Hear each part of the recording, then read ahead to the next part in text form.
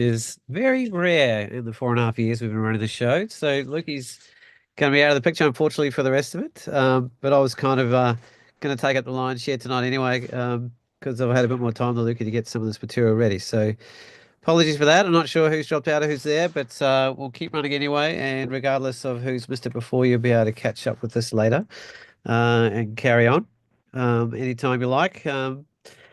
So, autumn adventures. So we had a good catch up with why we feel autumn is so special, and it's not only in Tasmania. I think the mainland is a pretty special and beautiful place to head to as well, in terms of what's on offer and how balanced and harmonious the weather systems can be and how settled things can be. Not to be insensitive to the people that have been dealing with floods, and that's actually kind of the first part of my story tonight. Is I've had a big love affair with Kati Thanda Lake here for a long time. And that is a huge salt lake in the central South Australia. Probably, I guess the wider Lake Eyre basin is maybe like a fifth of Australia almost. And it's a very unusual system in that it has a lot of the major rivers in Australia draining to an inland terminus rather than out in the sea. So basically, all this water drains all the way through to Lake Eyre, which is actually 15 meters below sea level until it evaporates. So there's not so many places in the world that are configured like that. So Lake Eyre for a long time has sort of sat in this very unusual position, both in the world and within the kind of context of Australia, both geographically and even spiritually, really. It's one of the hottest, driest, most remote and harshest places in the country. And at the moment, it's just it's going through an absolute transformation. So that lake is, I've heard different quotes between 7,500, 9,000, even 10,500. The broader area of the lake is square kilometers, that is. So it's absolutely humongous. And it's dry as a bone, sort of 95% of the time. Last time it properly filled, I believe, was 1974, and it got down to about 15 meters in depth, which is pretty significant. And it is looking like it's heading in that direction as well right now. So basically, a huge amount of water fell in Queensland in particular in January, February, and great sensitivity to all those people that have been through so much and all the cattle and agriculture that's been underwater and huge amount of shifts and change and trauma for a lot of people up there. Although, it is a known thing that can happen. But what that does, it slowly over several months actually makes its way all the way through thousands of kilometers, all the way from the northeast down into Kati Thanda Lake here, and it runs through various systems. The system that has just arrived, and literally just arrived as I got to the lake, was the Warburton River system to the north, and it arrives in the lake in the top northwest corner. There's unusually, it looks like the Cooper Creek system off to the east of the lake is actually going to make it to the lake as well. That's a much more complex and slower system to make it there. It's about 130 kilometers away, I believe, as of today. But when it hits that lake, it's very likely to push it up to a level that it hasn't been seen for maybe, yeah, maybe one, two, or even three times a century. It might have had the opportunity to fill. So I first was introduced to Kati Thanda by my group, the Light Collective, and the big project we did, Red, with Ignacio Palacios, Anna Williams, Luke Austin, and the Carado de Cunha. And, we saw it as a very unique place to represent the qualities of red in Australia. Geographically, it's the lowest land point. It's the beating heart of kind of desert country in Australia in a lot of ways, and it represents and carries the kind of characteristics of that flood drought cycle that is quite prevalent in the South Australian part of Australia in particular. So I'll share my screen and I'll see if I can get a map up for us. I think I had it up before, so stay with me. Dun, dun, dun, dun, dun. Okay, so this is where I go to see where kind of the current systems, well, the current water is operating. So the Lake Eyre Yacht Club, which is a bit of a misnomer in itself, there is a Lake Eyre Yacht Club. And no, they don't get to sail very much, obviously, but they are planning a big event later in the year, and they've already had to change the date because it's very, very difficult to predict where things are coming from. So this is the big main water systems that's been flowing down. This is the Warburton kind of up the top here. There's another creek, I think that's Curralina or Curralawina, running through here, which is also joined. It sort of looks like it's full, but it's kind of not. It has to push out to these corners Belt Bay is where it rushes down to first, which is down here. And I'll go back to my Google Maps and we'll zoom in a little bit. So, in the bigger picture, all the flood areas kind of up in this area, and it's slowly made its way through what's called Channel Country out here, Gorda Lagoon, Birdsville, that kind of country on the edge of the Simpson, and down to Kati Thanda Lake here. So this is kind of the expanse of Lake Eyre. There's Lake Eyre North and there's Lake Eyre South. It looks like there may even be enough water to push down to Lake Eyre South this time, which is even rarer again. The Cooper system comes in from the east here, and that's probably somewhere over here at the moment. All these areas have been under flood for a long time now. Birdsville and Inamika has been long under flood, but it's quite slow. Like coming down the Warburton Groove, this is what's called the Warburton Groove on the top northwest corner of the lake here. And it's basically a channel that's carved out into the lake. And so the water that arrives here, and this is basically, I got to it as it arrived just here in the topmost corner of the lake, as you'll see. And it was just starting to come down this creek here, which is now since joined, and a lot of that's come down. It was traveling at the time about 7 kilometers per day. Because of the system and the Warburton is quite thin and quite grooved out, I think it's why it's sped up and reached here a lot faster. Whereas the Cooper system to the east is a lot more convoluted and complex in order to reach its way over here. So stay tuned. It's probably, I'd say it's looking like it's going to be full through July, August, maybe even September. And I'd be surprised if there isn't still water here through to early next year. So continuing this long love affair with this place and this lake, I decided once again that I'd love to be one of the first people to see the water arriving at the lake. And it's quite a symbolic thing and the transformative power of what it does. It basically turns a barren desert into an oasis. And I already saw some of the first birds already arriving. And when it fills, they reckon about 80% of Australians pelicans actually arrive, like literally, and they don't even know how they all know how it gets there or how they know about it.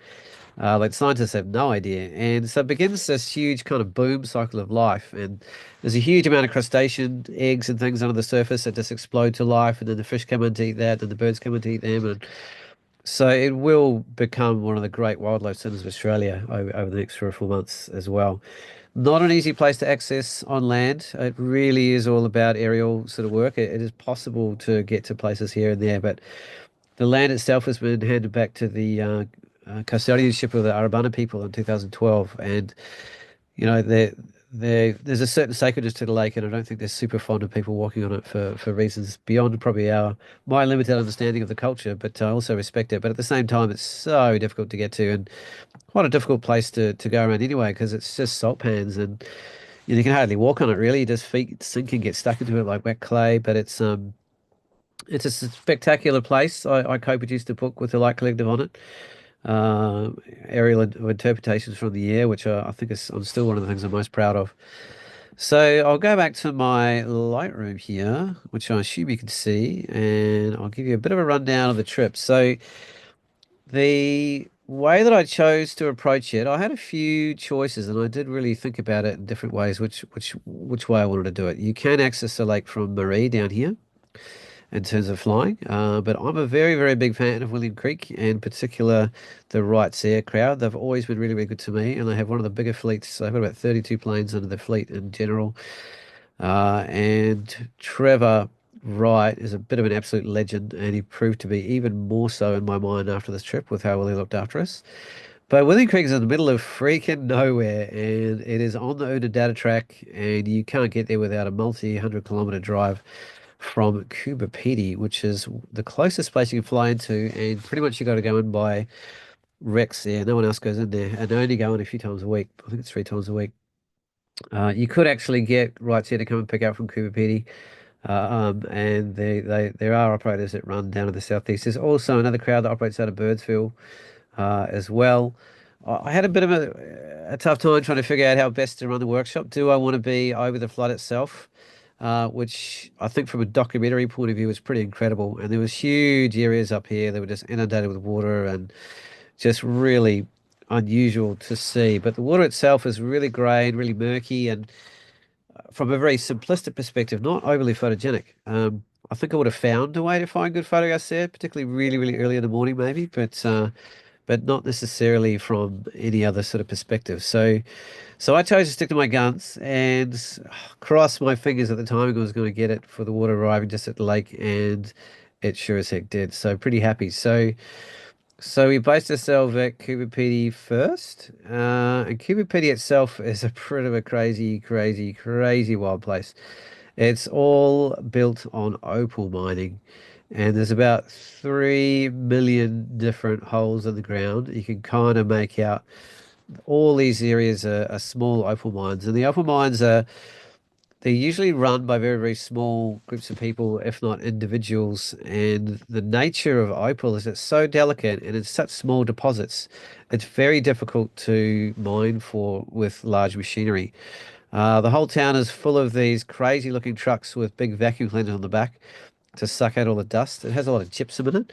And this area is so hot that more than half the population lives underground.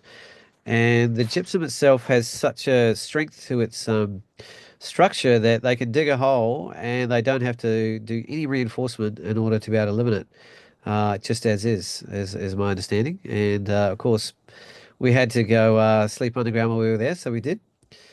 So this is kind of like your opening scene for arriving at Coober Pedy. Here's one of those trucks I was telling you about. They have big diesel generators and they have these big, huge kind of vacuums that suck up the dust, and that's where you see all those piles from as well. It's a dusty town. Everything's covered in dust, but diesel and dust is what the outback is all about to some extent. And it was quite a poetic shot, I think, sort of speaking to that a little bit. And you can't miss this one sort of coming into town on the southern sort of side. And here's one of my wonderful clients having a crack at the major sign there. And there's actually working mines really close by. There's some wonderful tours to do. It's a very quirky sort of town. There's a lot of films. I think Mad Max has been run somewhere out there. Some of the sci-fi films with like Vin Diesel have been sort of run out there. You can actually see one of the spaceships left over from one of the films in the middle of the town, which is kind of classic. But I love it. The people are quite unusual, not unusual in a way. The culture's a little bit unique, I should say. It's very Australiana, but it has its own spin, I guess, with the nature of opals and fire opals and the different kind of rushes I've had over the year. To be fair, my understanding is the town's in a bit of a decline, and there's maybe 8 or 6,000 people maybe 5 or 6 years ago, and there may be more like 1,800 now. So they're going to get a bit of a boost with the tourism coming from the lake at the moment, which I think is a good thing. Um, but yeah, it's pretty accessible. It's not hard to get to Coober itself by road or by air. But out of there, it's all about dirt and dust, baby. But just up the road, it would be rude not to, is the beautiful Breakaways Conservation Area. And without fail, every single time I've been here, I've had light like this, almost like clockwork. As we keep going out there multiple times, you almost know where to stand to the minute as to where to get the shot you want. That's just how consistent the weather is out there. It can rain in there. I have seen it rain in that town, but it's definitely one of the driest and hottest places in Australia. It definitely pushes in the 50s at certain times of the year, which is partly why I live underground. But if you live underground, it settles quite well at about 24 to 26 degrees without having to do any sort of air conditioning of any kind. It's quite amazing how consistent it is. So I'm not sure of all the geological structures that make up these. There's certainly different layers, different coloring. It's actually quite soft underfoot.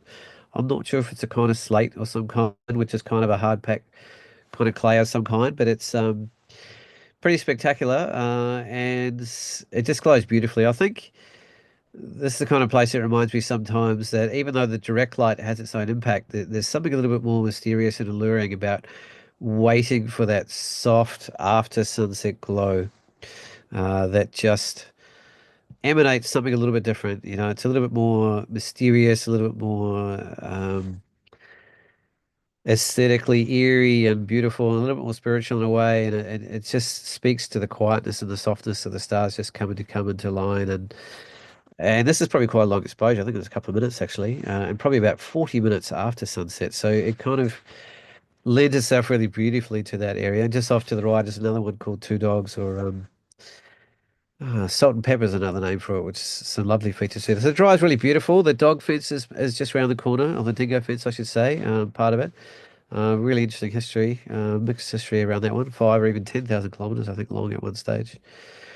So yeah, quite a stunning place to spend some time. Let's put it that way. This is one of my clients, shots Caicos, so this isn't one of mine, but tells a little bit of the story. Well, I'm saving up for that lens, I wish. So I got a heads up from Lukey actually that there was a massive aurora happening in Tasmania that night, and he thought it might have been big enough to actually photograph. So you can actually see the kind of air glow, as it were, from the coloration of what was attempting to push up that high in the northern latitudes. But it didn't quite arrive. So instead, we jigged around and we went out into one of the open mining fields and set up a shot like this for fun. So it's pretty rare. I do the old classic sort of astro sort of torch up in the sky sort of thing, um, but sure enough, that's what we ended up doing, and it worked pretty well. I think it's a great shot. And good collaboration between myself and my client Keiko. So thank you. I oh, that's just another version a little bit closer up. I think I was doing that. I was thinking about putting that as the thumbnail for the show, which I think is why I did that. So diesel and dust. So always try and have a decent vehicle out here in water, spare tires. I had a sat phone, especially for the trip. I had an EPIRB. I had two-way radios because yeah, I actually did blow a tire out here within an hour of leaving, which kind of puts you in the middle of nowhere, and you can go for hours without seeing a person. And that is some of the flattest, most bare country I've ever seen anywhere in the world, actually. In fact, it's rare that you come across and see little features like that, even. So this is if it's going to play, I might have to do it. I think it doesn't play at full size. That's a little time-lapsey feature I did out the front window. So yeah, it sort of just gives you that sense of the road's pretty straight. It's pretty exciting when you come into a curve and come to a corner. One of my clients, Joanne, actually stopped, and I don't know how she just picks up the most amazing things you could ever find in the universe. Just at the second we step out the door. She had a bit of a knack for it. And then we arrived at the lovely William Creek. William Creek is a bit of a haven, a bit of an oasis in the desert between Murray and Unadana, and then all the way up to Alice. So they're hundreds of kilometers apart, the stations and the fuel, so you've got to be fairly prepared. The good old Prado has a pretty big range, so you don't have to worry about fuel too much, which is good for the mind. There's just basically an absolutely classic, fantastic hotel there, and an airstrip and some accommodation, and that is it. It is a very simple place, but it is full of character and full of characters. They have a big fleet of pilots. I think Trevor said he's got somewhere upwards of like 350 pilots under his belt now. So and about 32 planes. So again, it's really good from an aerial photography perspective because it's only very specific planes that tend to suit the kind of photography I like to do and actually suit workshops. And he's one of the few people that operates with them regularly. And they're quite familiar with working with photographers over the years, so that also puts you in really good stead, even if you're going out yourself to get a bit better bang for the buck in terms of them being able to support you to know where to go. Obviously, I know it pretty well. I'm not sure how many times I've been out there now, but quite a few. And I was very happy to be back. So this is my first image. So we decided that I often wait till the very end to do the longest flight to get people sort of built up because it's a pretty big flight. It's 3.5 hours. And if you're not used to being in the air that long, that can be a little bit intimidating. Um, so going back to the map, I usually do three different flights from William Creek. I do an area down here in William Creek Station, which is the largest station in the country. And one of the largest, it was actually the largest in the world till it got broke up fairly recently. There's beautiful material down in the corner and in these bays around these islands, and a lot of colour often down in this corner here as well. But that's a good 2.5 hour flight itself. So in that regard, there's only so much you can do in one flight, and to get up to where the floods are going is all the way up here, which is a fairly long way. So I tend to gravitate along this coast. There's a lot of really beautiful mount springs, which I'll go through a series of later. Love going through the groove. This inlet here, Neil's Inlet, is always spectacular. Whether it's dry, it rarely has water in it, but it's just so magnificent to photograph. Often different colors. Sometimes there's patches of water in it, like you can see here. And then I come out to my favorite part of the lake, which is the Groove, baby. Tim Wright and David Dallenberg will attest to that. When we did our last Altitude South project, where we did 8,500 kilometers of flying around South Australia, that was my jam. I got us flying around here and this corner in particular a number of times, and quite luckily, I one of those photos got chosen last year in the what is it, the Australian Geographic Nature Photography of the Year Awards as a finalist, and got put on the book in the museum. So that was kind of nice. Thanks, boys, for putting up with that. And then we also, so a lot of the photos I'm about to show you are up here in this corner and where it first starts entering the groove. And it's literally the actual tongue of water that is first reaching the lake. So it's kind of quite symbolic and a little bit metaphorical that this is just almost like the arrowhead of just the spearhead of just millions of gigaliters of water all the way back to Queensland. And this is the very, very first point.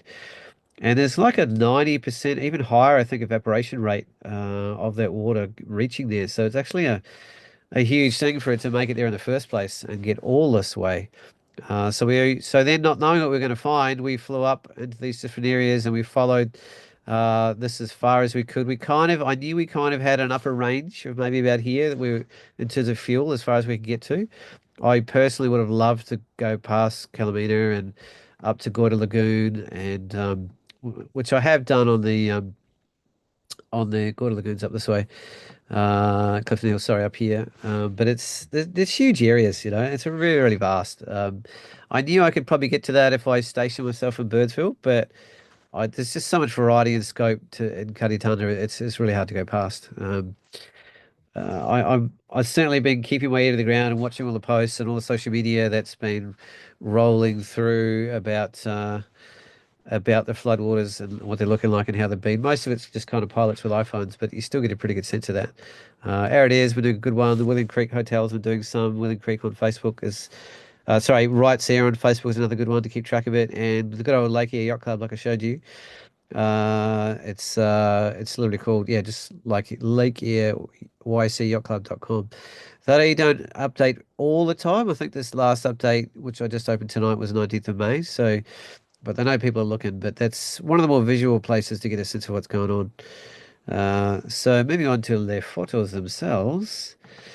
So, I chose to put it that way. So this is the orientation that I photographed it in. But immediately I just felt like it just felt like such a contemporary color palette, and I just felt like visually I find it more interesting in this direction and less literal, and a little more figurative. And what I also find really interesting is just the texture. It almost feels like ice or glass or it doesn't look so much like water. And when you fly around it in various sort of orientations, depending on the angle of the sun, you'll get little reflections. So here, actually, the sun was just bouncing off the water. And again, I just chose this orientation because it felt a little bit more like an interesting series to me. And you've literally got about half a second, maybe half a second, where you'll get that kind of level of reflection, which gives it a real golden sort of sheen. But again, it's sort of like it really changes the aesthetic of it and looks less water-like and more crystalline. But this is the spearhead. It's the very, very front edge of all that water that's traveled for months and months, thousands of kilometers to reach here. So I did want to take some more literal photographs, and that's literally like the tongue of the very first water. That basically the groove starts about here, and this is the very, very, very, very start of it. It's probably maybe 500 meters across, I'd say here. Within like I think maybe 2.5 weeks, it was more like 2 or even up to 5 kilometers across in various places. So it's definitely spreading, and it's breaking its banks up higher up as well. Um, Very poetic to witness. This is probably one of my favorite shots of a straight top down of the very, very tip. And you can kind of almost see like the deeper groove underneath there that's sort of reaching through, and the layers upon layers upon layers. And of course, it's such a dry place, and there's different layers and historically of when water's been through here.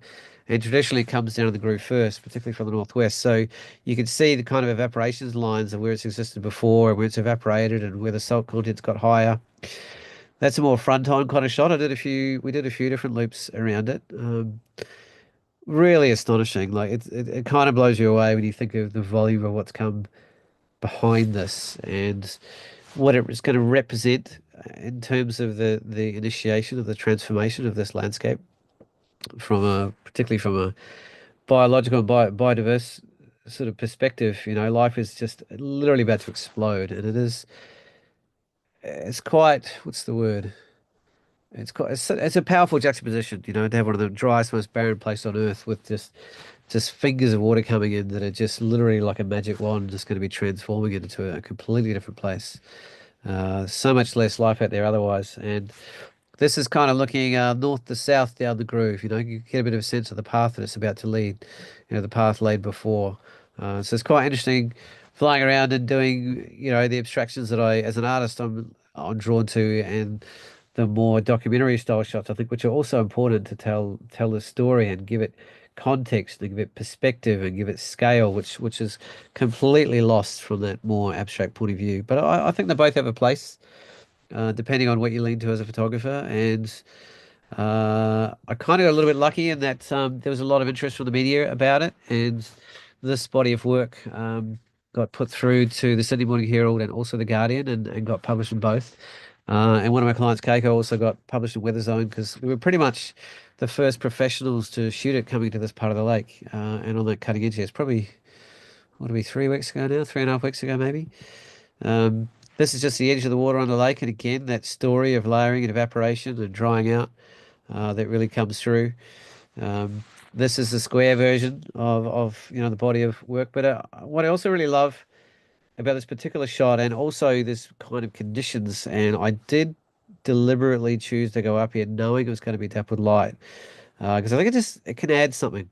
You can argue sometimes that it takes away, but if you lean into it, you can find just a different sense of layering and depth, and not necessarily mystery, but sort of otherworldliness sometimes by the role the shadows have.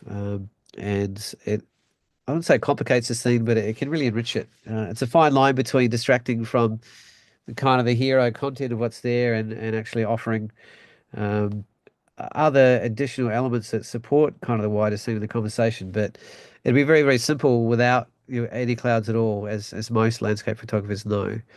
Um, yeah, it sort of changes color a little bit from the angle of the sun and where you're looking at it. Like further away, way, way back up, it's definitely pretty grey. But I think when it's thinning out and going onto the lighter colors of the salt underneath, it sort of lightens up a lot more, and at certain angles has a bluer sort of sheen. But I just feel so visceral like this, you know. You can just almost like run your finger along the edge of that, and just get a sense of it. But yeah, I still really, really held beautifully by the symbology of what it represents, and what people have been through. And again, you know, a nod to the sensitivity for, you know, the destruction and loss that it's been for other people. Here's some of the very, very first birds that have arrived with the first of the waters.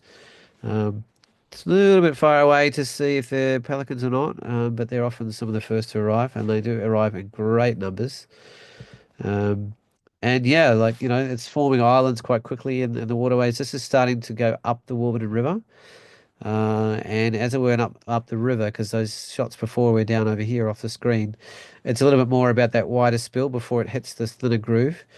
But it was still channeled sort of quite beautifully through the Warburton. It has fairly consistent banks. It's not like a big open floodplain. The water does channel through here, which is why it sped up and maybe arrived a little bit quicker than people expecting. But also why the Cooper being so different, it's not. So that's looking back north, looking back the other way, and some of the next ones are going to be looking further in that direction. That's looking more to the east, northeast from where it's come from. So this is spilled out a lot more widely now, and it's not quite a floodplain, but it's probably 5 times the width of this, and a lot of these little islands are covered. And I think I had that in mind as a photographer. Like, when do I want to be here? When is it going to be the most photogenic? You could argue it's always photogenic, like here, which it always is.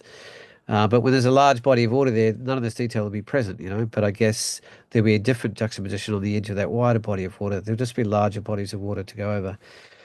My beloved Neil's Inlet on that northwest corner, like I showed you before, that's always a wonderful, wonderful palette to work with. Definitely usually pretty earthy. Sometimes it's a little bit more green. There was a fair bit of local rain about a month before we arrived, and so there's little pockets of water in places, and the coloration of the vegetation was a lot stronger than usual. It was a deeper, richer green than I'd seen for quite a long time, actually, which is a nice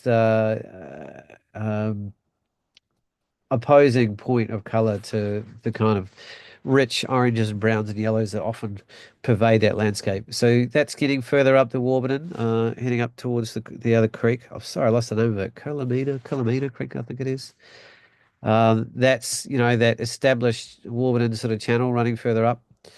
But it's starting to break out open. I think I'm going to have a chat to Tom. Actually, Tom was just there this week, I think, Tom Putt, and he got it with a lot more water in there. And I think if you get in the right conditions, one of the most spectacular views you'll ever see in Australia, I believe, is a full or half full body of water in Lake Eyre with a cloud structure and no wind and reflections that basically mirror the horizon. So just the first taster of what that could be like, and maybe like later in the season. I definitely want to go back several times this season because I think it's going to be one of the more unique, weather events to document in Australia in modern time. Actually, it's hard to think of anything apart from maybe the fires, which is a whole different other story because it's more about death than life. But this is a conversation about both, I guess. It's boom and bust. Um, all sorts of people that you run into. There seem to be a lot of groups coming in with about 10 people with some of the companies from further out east that were in some of the larger planes. I think this was a 40th party with they had their special shirts already for it. So of course you got to join in with the locals. This pub is pretty fantastic. There's so much character to it. If you want your sunset view, the locals know where to go. I don't think many people know about it, but just out of town, there's a little tucked away spot that's been set up by the local crew that often goes out there to get their sunset sort of views.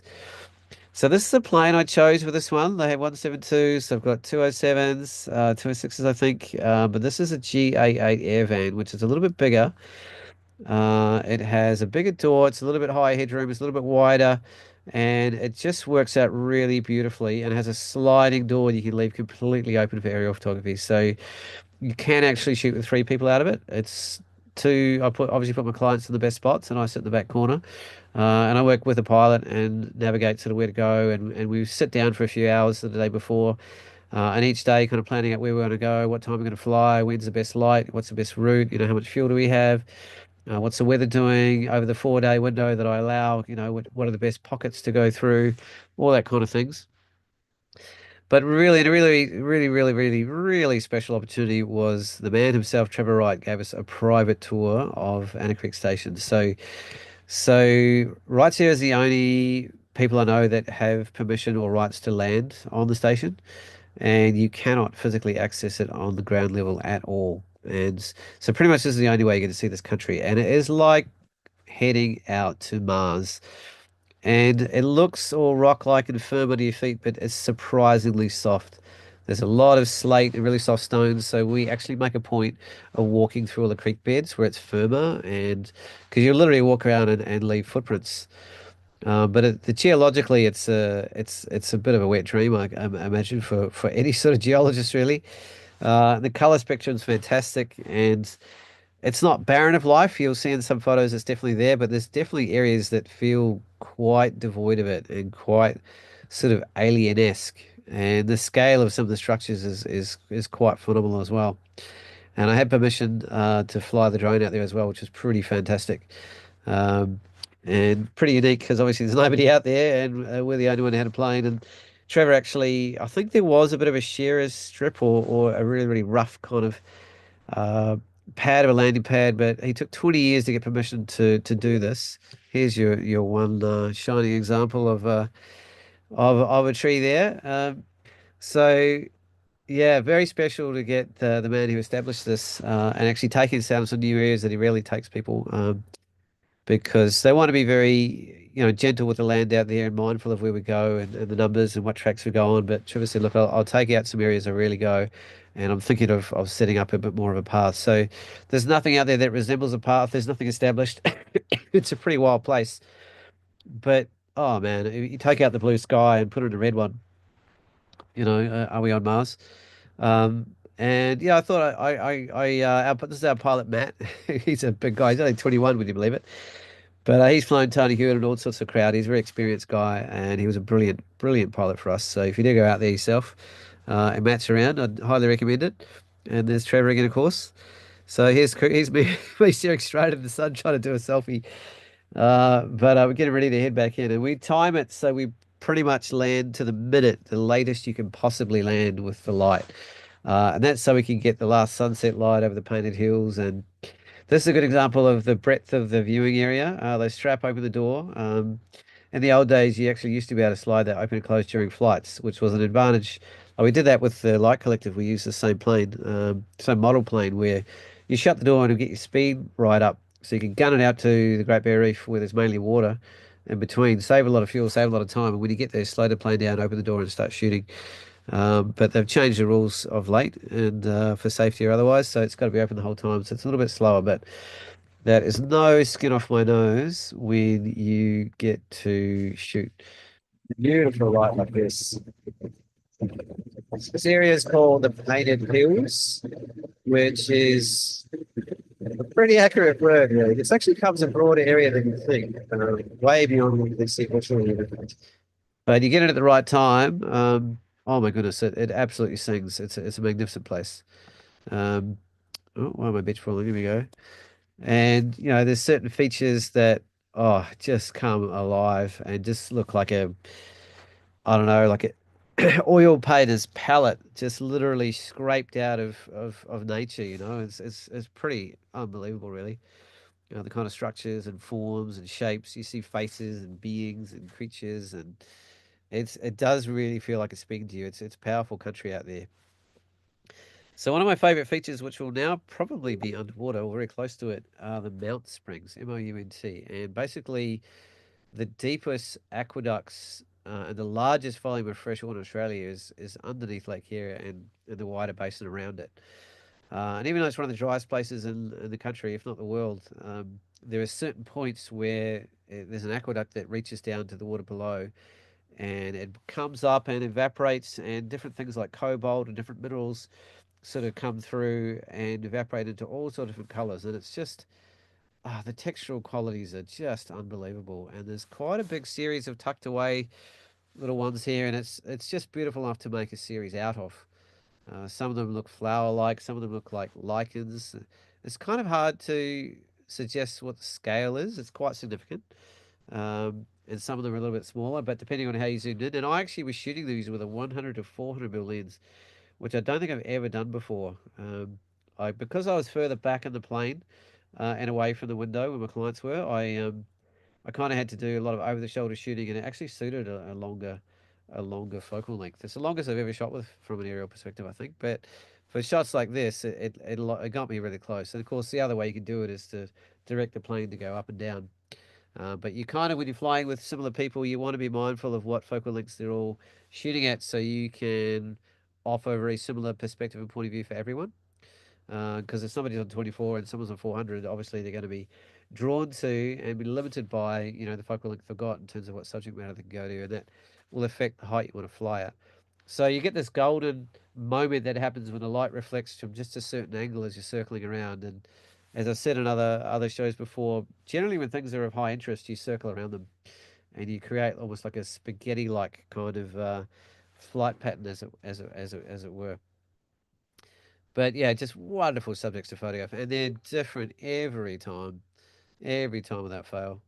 Some of them are more subtle, but there normally is quite a lot of color. These will be getting all underwater soon.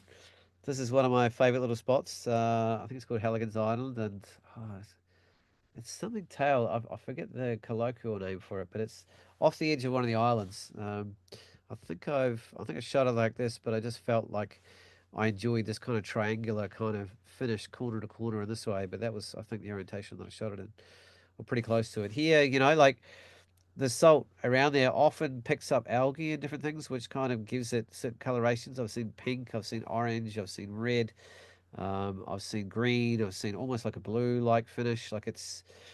That's where I think things are going to get really interesting once all that water arrives. And actually, when it recedes, I think it's going to be really fascinating to see completely new structures forming, huge amounts of evaporation happening, and an entirely new sort of surface context to Kati Thanda Lake here, outside of the more bolder physical structures like this.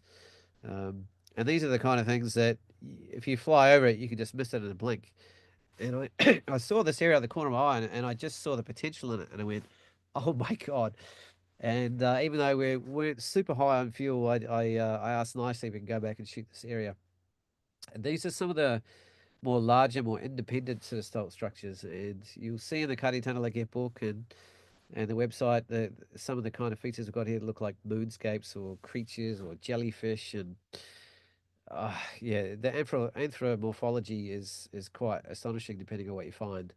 And the coloration around them as well. You know, some of them appear very soft and very pink and very subtle and very pasteline, but you can easily bring them. The color is actually in there. It's quite easy to bring out. Just for good old D Hay slider. Everyone's nodding their heads there. Who knows anything about aerial photography or drone photography? You can take that too far pretty easily, but yeah, the physical structures of what's in here are absolutely fascinating. And there's still a lot of conjecture as to the physical processes of how these salt formations form. They're still actually quite mysterious. And in that regard, that transposes to how mysterious they kind of feel when you're introduced to them for the first time, in terms of your own viewing pleasure, as it were.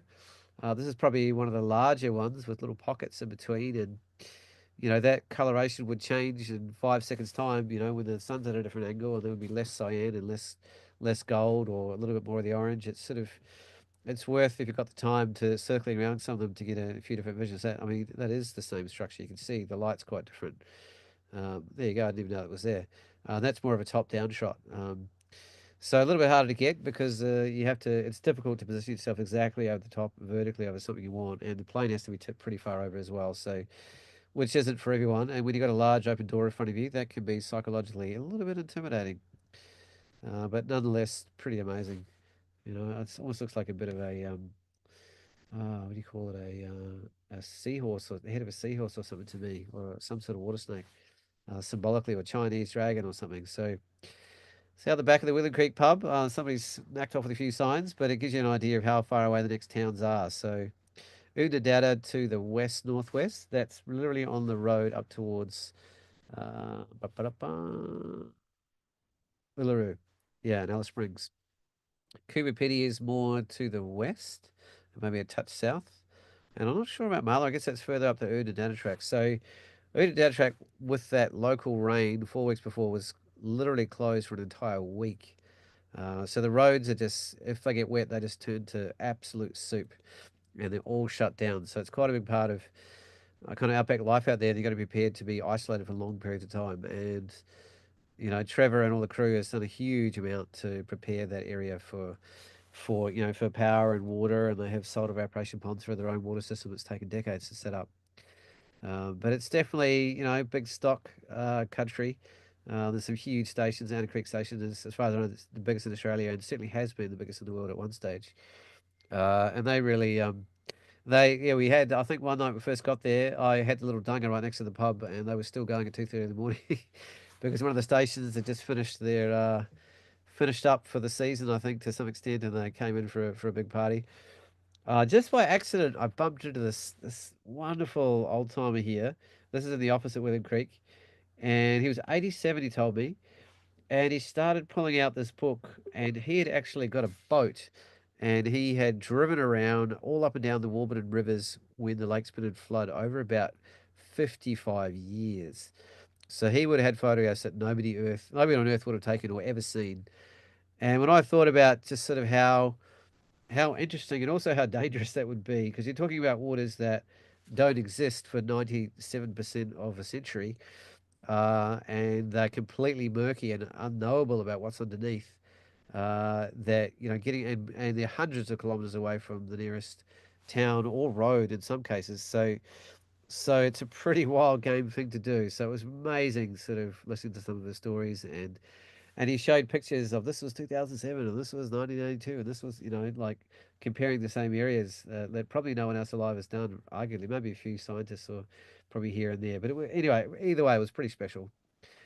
So back to Kubapedi and out into, this is another one of the first lookouts you get to from the western side of the breakaway conservation area, which is particularly beautiful. Just to give you an idea of the wider picture of what's out there. They're beautiful mounds, and they just light up so gorgeously at sunset. It's a wonderful place to spend time, and it's literally 25 minutes out of town. So this actually isn't mist; it's actually dust. So car just given through, and it almost looks like Tasmanian fog or something. Um, and this is Salt and Pepper, or the two dogs. We just got there. It was kind of like the second time round. I was like, well, let's pick a different spot to take out for sunset, and we spent more of our time here this time, rather than at the others.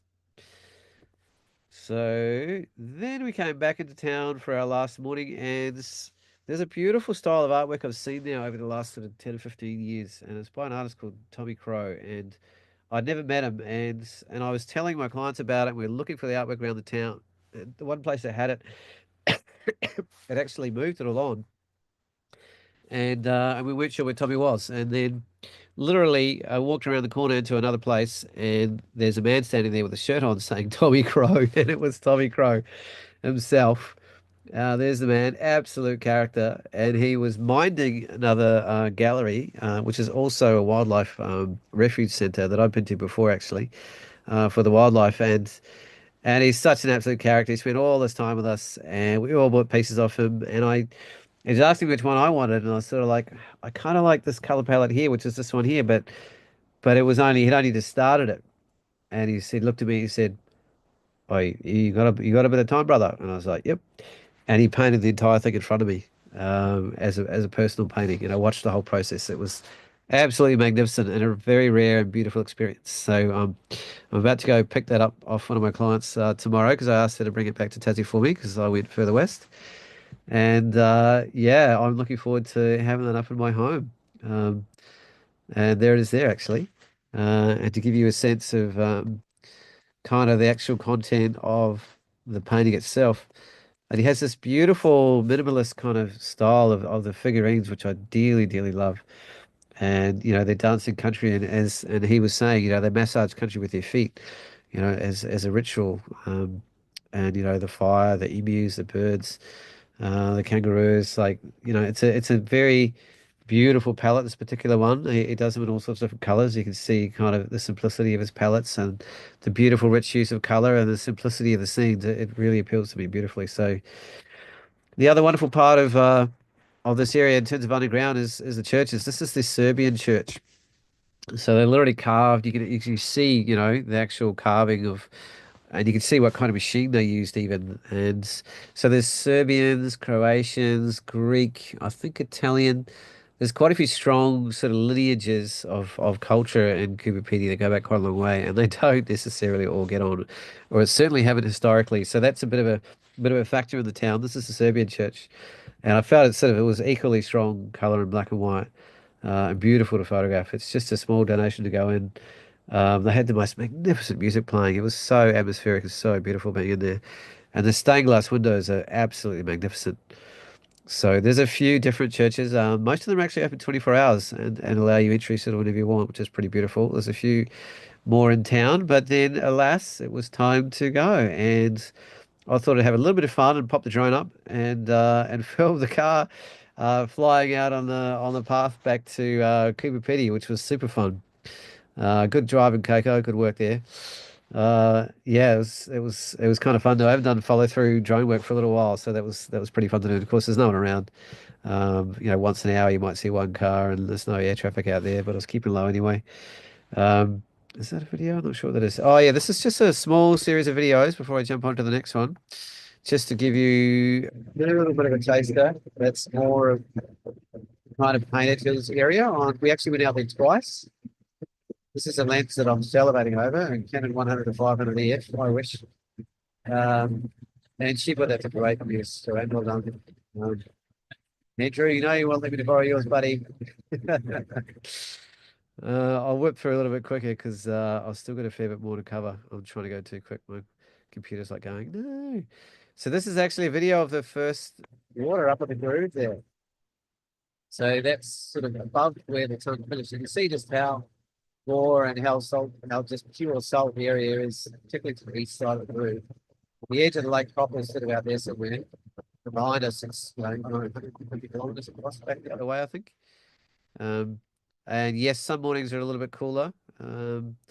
This next shot is basically just a phone shot I took out the window just a minute up from uh from Willing Creek itself. It just felt poetic and really soft and beautiful. Just that big sky, open country.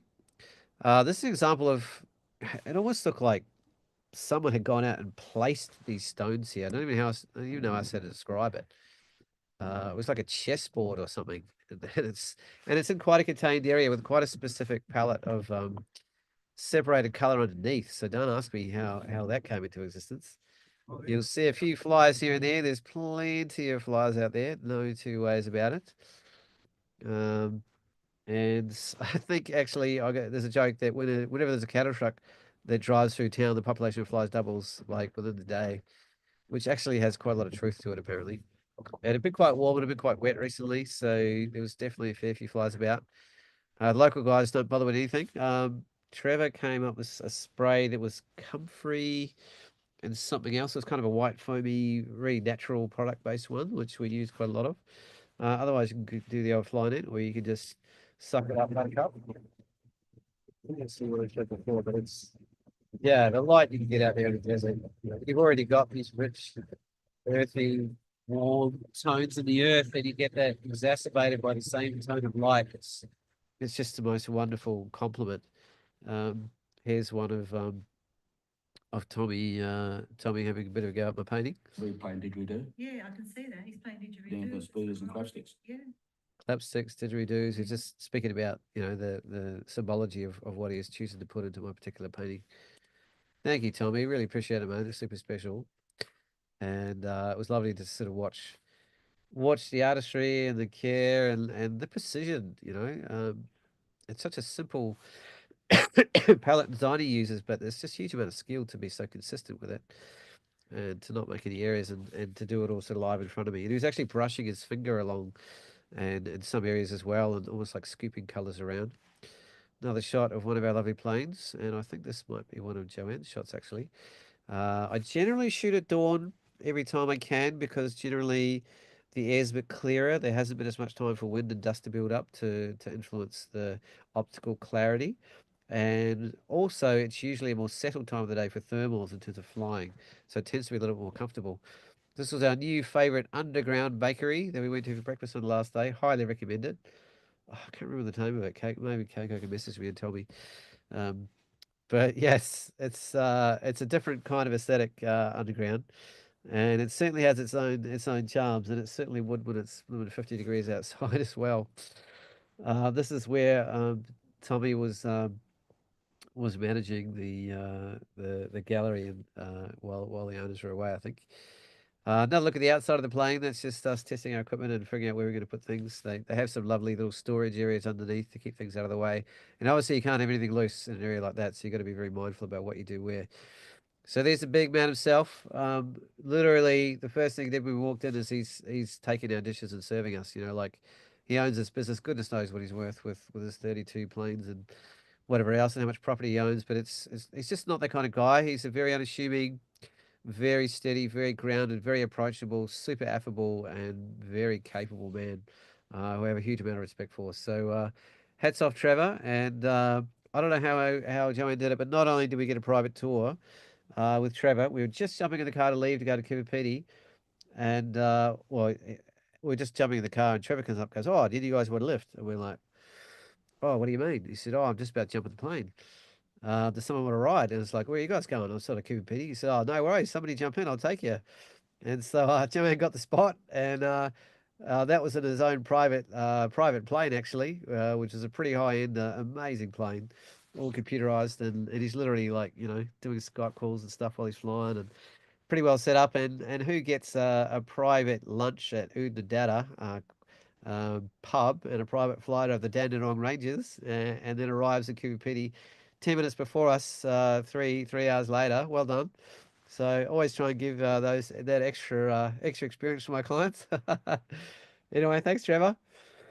So next part of my trip was heading over to Perth to stay with my good friend Scott McCook, who I've been doing aerial photography with since day dot. He's one of the best in the world, in my opinion, and one of the most creative as well of what he does with his images and posts as well. He has no limitations and a crazy, wild imagination and an incredible skill set for working with colour in particular. So we'd been planning this for a long, long time.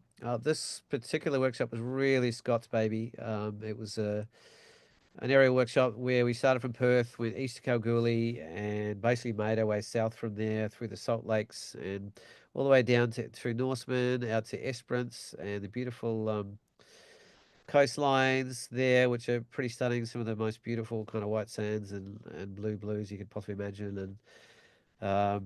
But it's sort of really, and then we slowly made our way across the west, and then back up through some of the tailing ponds and mines to Perth itself, and that was close to 3,000 kilometers in 7 days. So it was a bit of a hell of a trip. I personally really, really enjoy shooting abstract scenes of industrial processes. I have for a long time.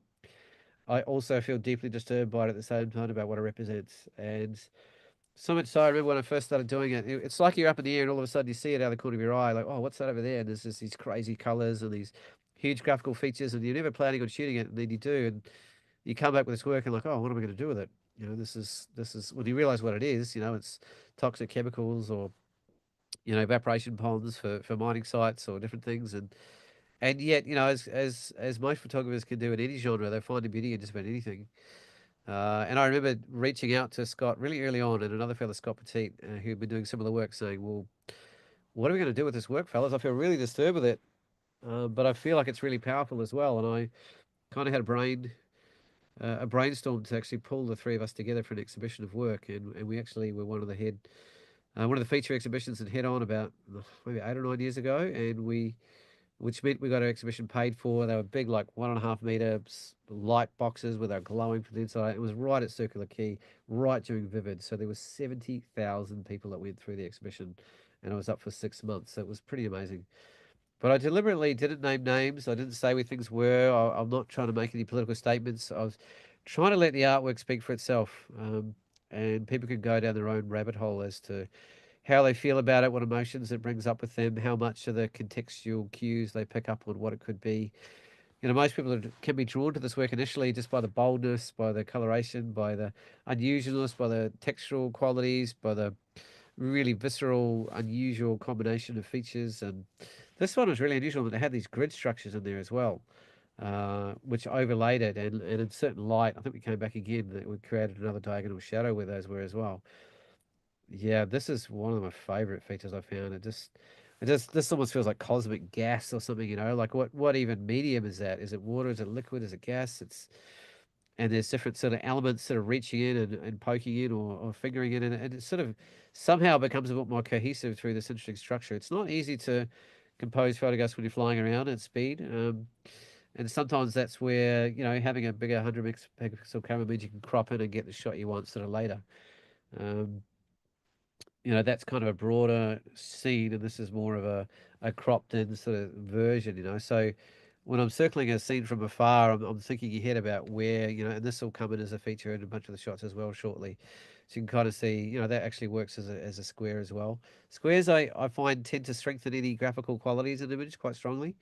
Um, and they strengthen that kind of the linear aspects in particular. Diagonals really, really strengthen out. Here, it's a little bit about that you know, the salt versus the softness and the liquid and the man-made sort of elements. There's organic elements, there's inorganic elements, and this is a really strong mixture of all of the above.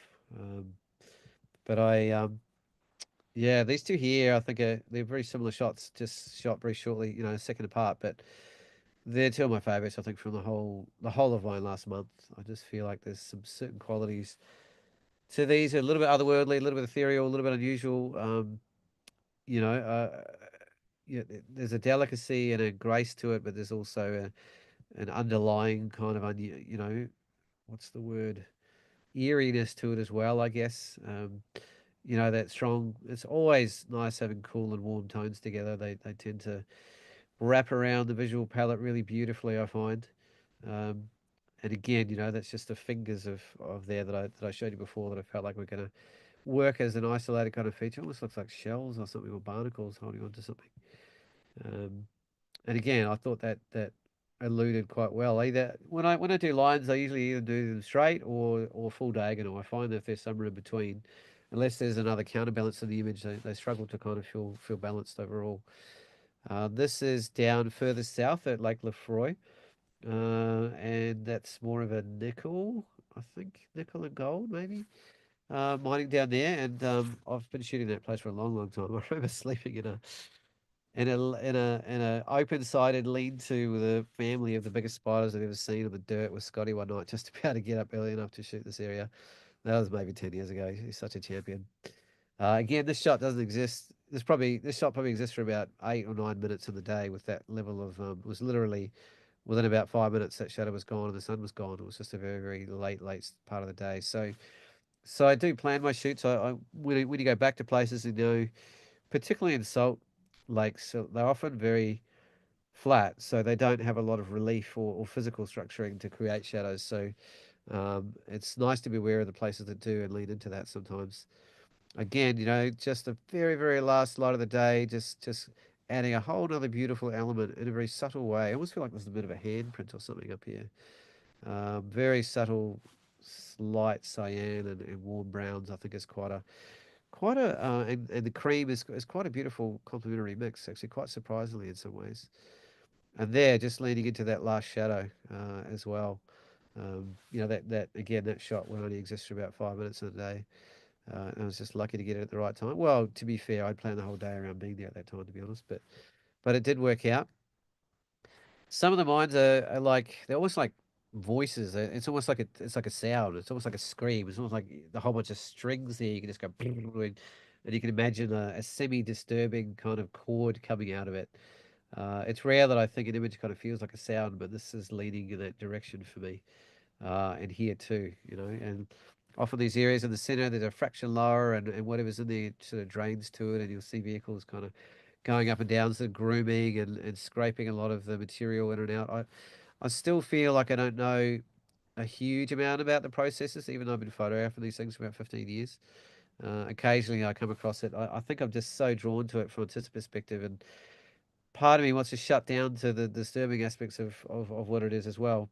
But at the same time, it's realism. This the backbone of the culture of the economy. This culture is built on resource extraction, and that's a huge part of Australia, and why we're here, and why the economy is doing so well, and why we bounced through so well with COVID, and how we're still doing so well today. So as much as I'm a conservationist at heart, I'm also a realist.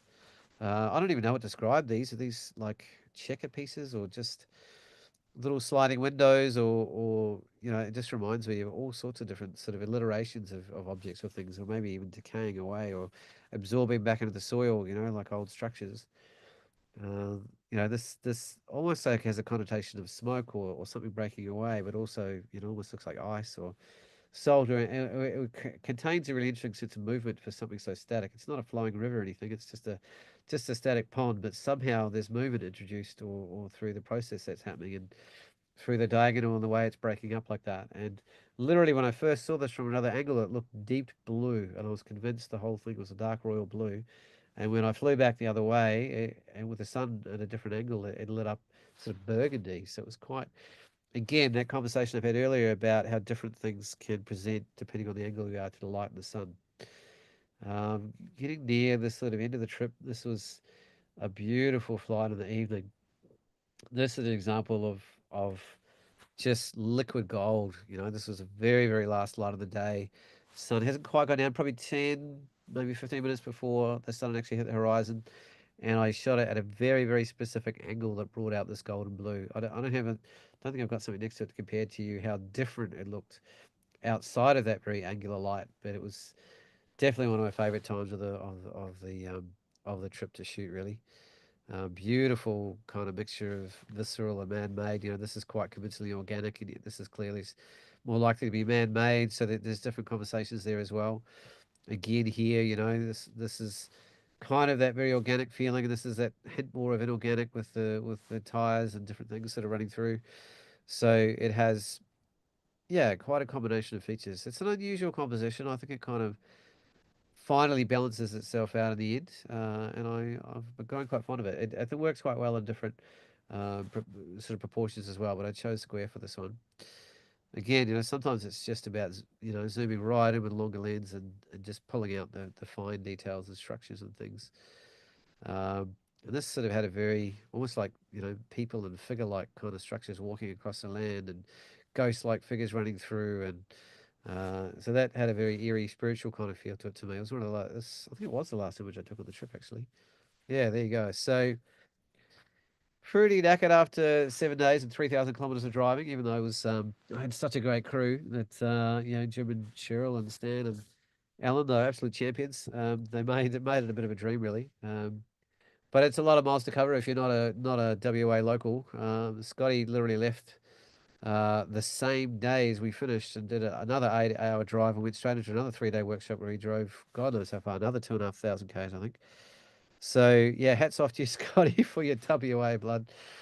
But I kind of needed a break. I got back to Perth, and I was like, oh, I knew that the schedule for the World Surfing League was that all the best surfers in the world are in town down the road at Margaret River. And I was like, oh, I wonder what the swell's doing down there as well. And sure enough, a couple of days after I finished the trip, just enough time to wash myself down. Good old Stan from the workshop. He put me up in his beautiful house in Subiaco, and I did a gorgeous day trip over to Rottnest to ride my bike around. I did any exercise that it felt like for like 16 days straight. Sitting in planes and cars is gets you around, but it doesn't require any aerobic energy. That's for damn sure.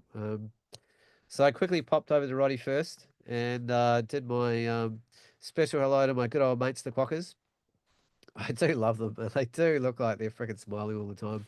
And yes, there's a million photos of these, but I don't care. They're cute to me, and it really makes you smile. And I kind of just what I needed. So I only had 24 hours. I was going to take 2 days, but when I saw the swell coming, I thought, oh, I better get down there pretty quick. So my favorite area, I guess, what I like doing at Rottnest myself, because it is, it's a well-trodden place, is I like jumping on a bike and just heading out to the very far west of the island because all the people and all the action is in the east. And the only people out in the west are people that have ridden all the way or have walked all the way or have taken a bus all the way out there. And late in the day, they all disappear because they're not necessarily night riders or there's no buses running. And I pretty much get the entire west of the island to myself pretty much every time I've done it. And sure enough, this was certainly the case on a beautiful, beautiful evening. So I arrived down in that, excuse me, that far northwest corner. Just had the whole island to myself. I reckon for about 4 or 5 hours. And I just zipped around to some of the different beautiful bays around there, just catching the last of the light.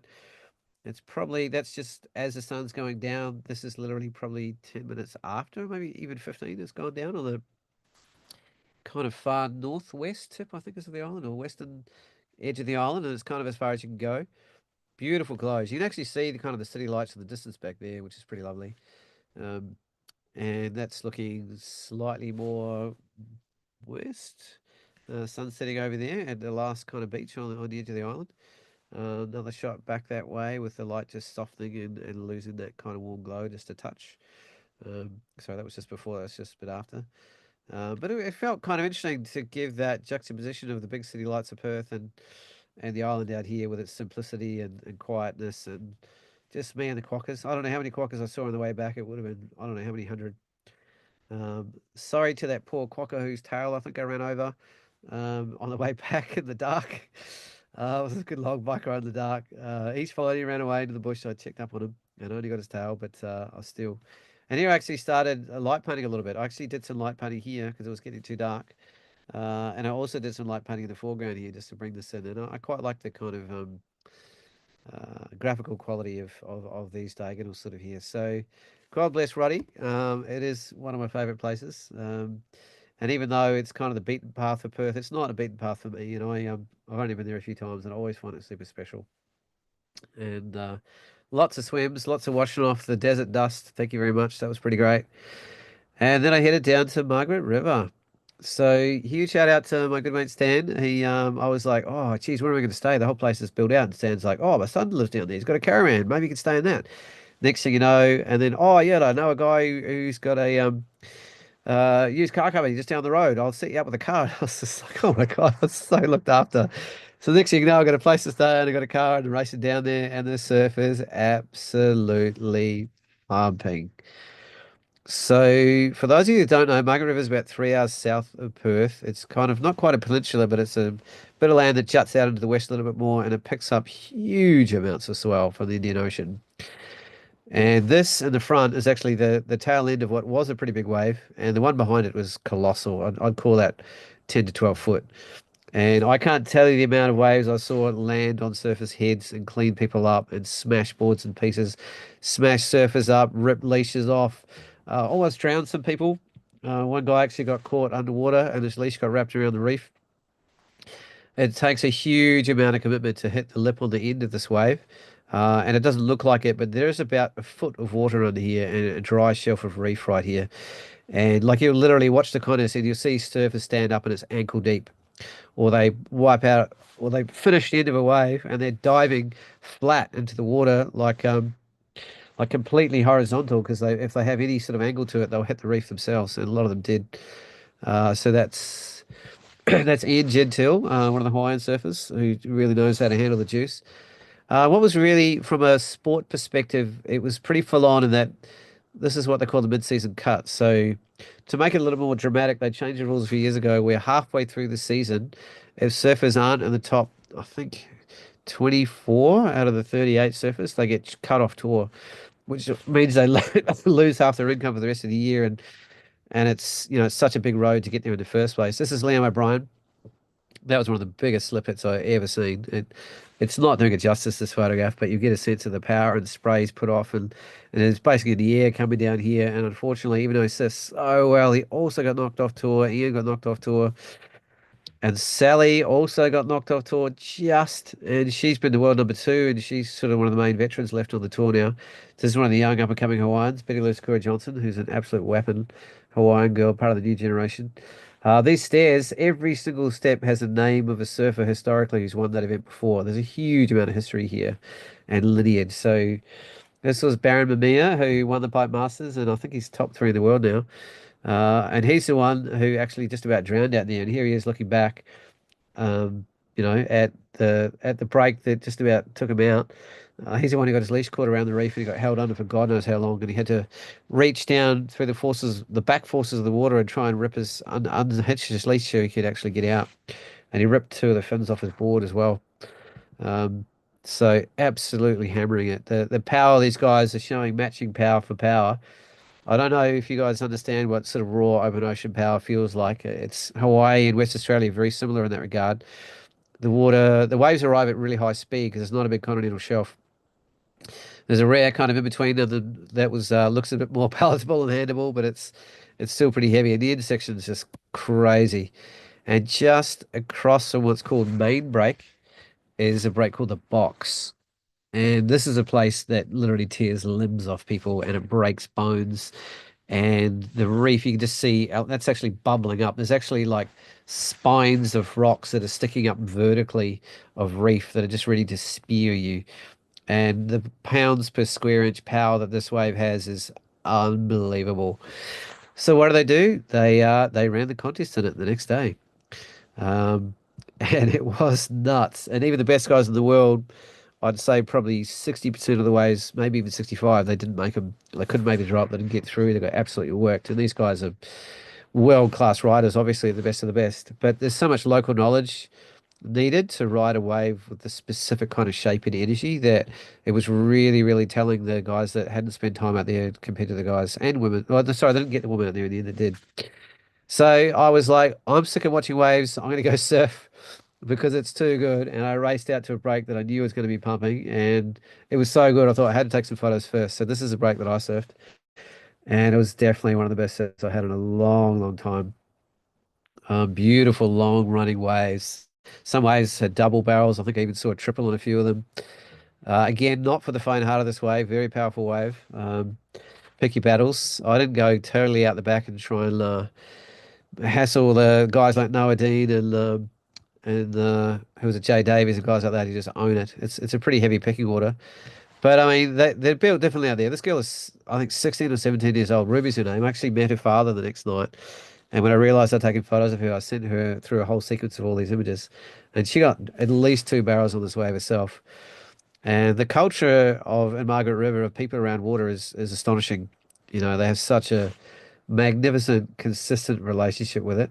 And they're so willing to put themselves in places. So there's another wave that's actually really far away on the other side of the bay, and there's another wave breaking over there. There's also foilers running through all the middle of the bay as well, and jet skis running around. It's a huge event when a wave is this big. So I went back actually the next night to surf again, and I decided it was a bigger, lumpier, quite dangerous looking swell actually, and I only got there 20 minutes before dark. So a little bit too late to catch literal photos like that with the backlighting and the high shutter speeds. So I did what I could, and I leaned into the longer shutter speeds, and these are at about 400 millimeters in length at about 1/8 of a second, some of them 1/4 of a second, and I'm actually panning. So yeah, just getting a sense of the fluid on the fluid, a fluid sort of stylistic approach to capturing and interpreting what is fluid essentially. I think that might be Joe Davies actually. And all really gentle and beautiful ride of a wave in a way, and like it looks soft and gorgeous like this. And at the end, he was busting these massive 180-degree sort of alley-oop aerials about 10 feet in the air, just above the reef. Um, a very simple shot, but I like the layer and the layer and the layer, just a sense of the warping that comes in the wave itself.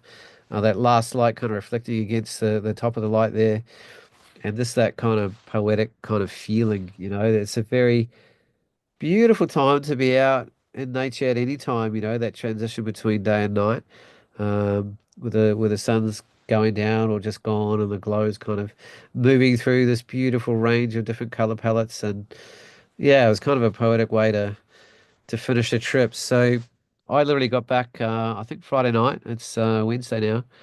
And lucky enough to me, my favorite around the world was breaking the next day, and I went straight out surfing all afternoon at Boneyards, which is about a kilometre out to sea. So I'd been a bit juiced up by being out these powerful waves. So it was a nice thing to do. So I did photograph a few of the surfers as well, as I did before. This was Alejo Menez, who right after he got this heat, he was told he got knocked off the tour. So that was quite an emotional moment for him, and it took him maybe half an hour to walk up the stairs.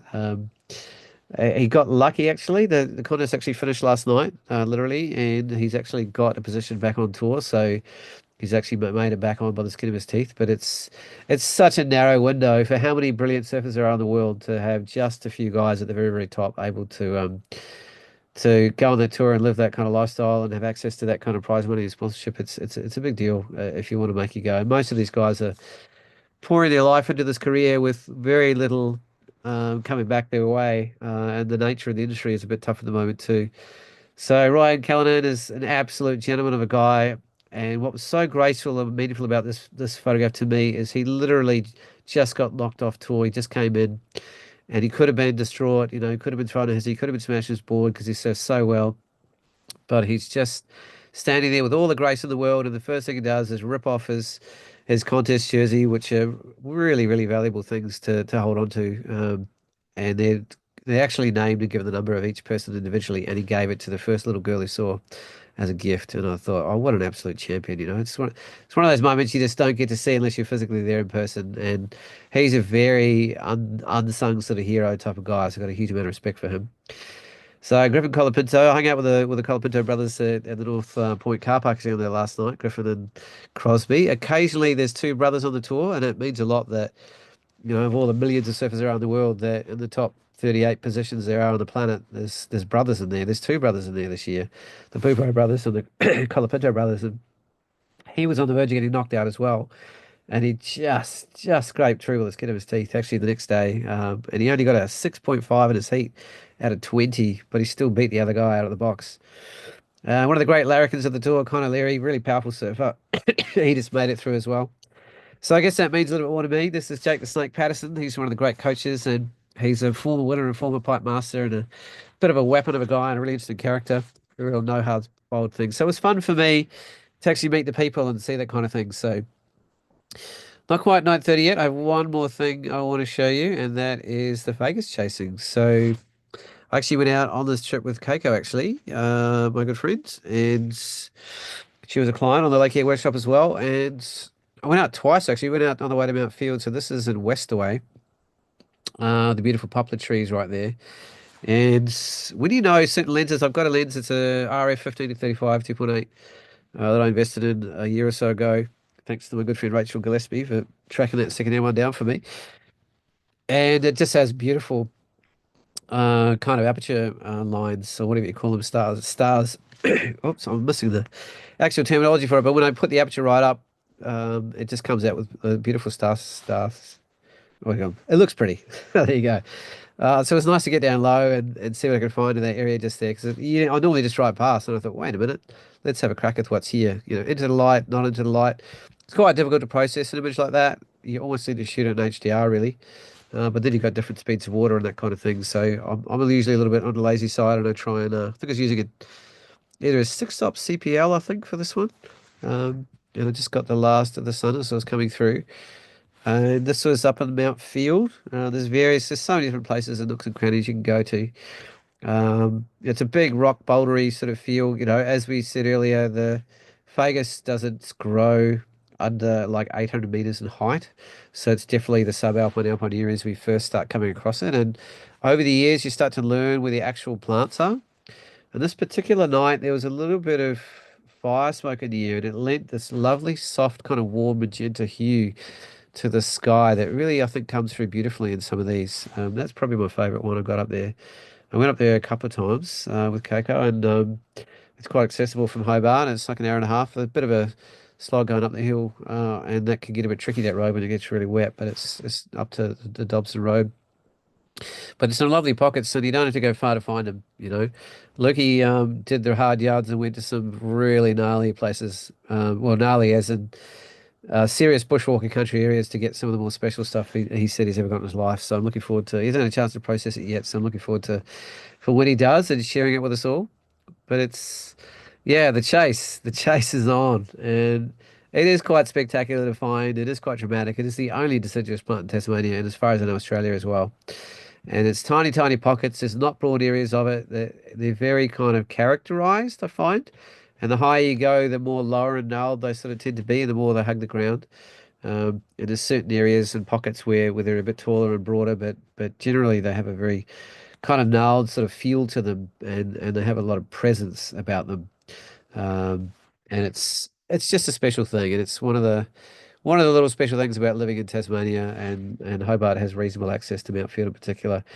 Cradle Mountain I didn't get to. My good friend Andrew Phipps did, and I think Lukey did as well, and a bunch of others. That's definitely one of the more accessible areas. And Mount Field is probably the other. West Coast Ranges is more or less for the faint-hearted, but all the bushwalkers know where to go out there. There's lots of different pockets and sort of quite high areas, but it's more like the highly skilled bushwalkers that get out that way. But yeah, thoroughly enjoyed what I managed to get. I was running out of time before leaving for this trip, and as much as I wanted to go up to Cradle for a few days because I knew it was a good season, because it's not always a good season. You tend to get that green, and you get yellow, then you get orange, and very, very occasionally you'll get a deep, rich sort of red that really just pops itself out, and that's quite unusual and very special to find. But there you go. That about wraps me up for tonight. We'll have to let Lukey have the floor next time, and give you a taste of some of his adventures. He's had a lot of sort of big jobs too, that he's processing away, and not my place to speak about it, but I'm looking forward to seeing what he creates because he's a freaking genius behind the lens. So yeah, I think somebody was talking to me the other day about how much I love bark. I just shot that at the same time just next to it. So there you go. So that's sort of me for tonight. I'm pretty happy with that. I'm actually just getting ready now to um, head to Iceland actually, and then Svalbard. So I'm going to spend 2 weeks in Iceland, on the west, kind of northwest corner, maybe the West Fjords and the Stafforness Peninsula and some of the geothermal areas sort of up in the northwest, and then going to head south along the classic south coast because you just can't go past it. I'm going to try and do some aerial stuff. I'm going to try and do some boat trips out on the glaciers. I'm going to try and do a glacier walk maybe. There's only one ice cave, unfortunately, that's probably going to be open because when it gets close to summertime, they don't have any ice caves that are safe enough to go through anymore. So yeah, so we'll see how that goes. And then Svalbard's coming up after that, and that's going to be a 10-day tour. There's actually a couple of spots free, actually, if anyone's interested. That's 2nd to 30th of July.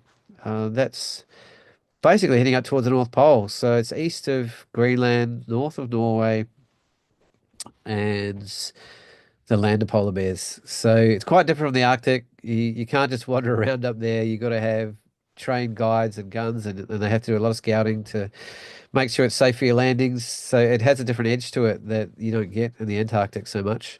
Um, and we're on a small, beautiful boat with Southern Sea Ventures, only 50 berths actually, and about 10 of them are staff. So it's quite a small, intimate number of people. 5 zodiacs, a dedicated photo zodiac where pretty much we get to go wherever we want, 2 or 3 times a day, and just shoot with complete autonomy, which is just fabulous. And we're not bumping elbows and so on. It's a small crew of maybe 4 or 5 on the boat, and there's heaps of room, and it couldn't be better really. Hard to describe how beautiful that place is up there. I just absolutely love it. So yeah, I got to figure out how to end the show now because Lukey set it back up for me because he's the tech genius.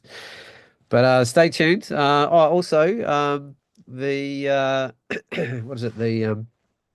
Oh, I just realized I'm sharing my Zoom screen. Where is it? Did I have one of Scotty's pages up? I might not have had it. If you are interested in coming on the workshop next year with Scott and I, have a look at Scotty's beautiful website for 2026. I'm going to be doing a Broome and Derby one with him in June or August, and then this is the one we just ran, which is going to be the big 7-day trip as well, starting from Perth through Kalgoorlie and all the way around. So that's all set up, ready to go. I think there's a few people on it already, but I think there's still room. So I'm going to stop sharing now and say thank you very much for your time.